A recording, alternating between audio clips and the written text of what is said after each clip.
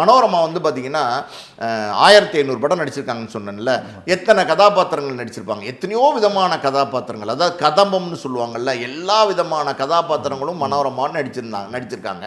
அப்படிப்பட்ட மனோரமாவுக்கு ஒரு ஆசை இருந்திருக்கு. அது என்ன அப்படின்னா, திருநங்கையாக நடிக்கணும் ஒரு கதாபாத்திரத்தில், முழுசாக ஒரு கதாபாத்திரத்தில் வந்து திருநங்கையாக நடிக்கணும்னு ஆசைப்பட்டிருக்காங்க. ஆனால் வந்து முழுசாக அப்படி ஒரு கதாபாத்திரம் மனோரமாவுக்கு கடைசி வரைக்கும் அமையவே இல்லை. அதாவது நீங்கள் நம்ம தான் பேசுகிறோம் பாருங்கள், 1500 படம் நடிச்சிருக்காங்க.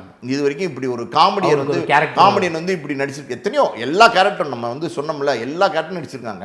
ஆனால் வந்து திருநங்கை கதாபாத்திரம் அது அந்த 1500 படங்கள்லேயும் அவங்களுக்கு அமையவே இல்லை. ஒவ்வொரு படத்துலையும் ஒரு கேரக்டர், ஆனால் அமையவே இல்லை. அந்த திருநங்கை கதாபாத்திரம் வந்து அவங்க நடிக்கவே இல்லை.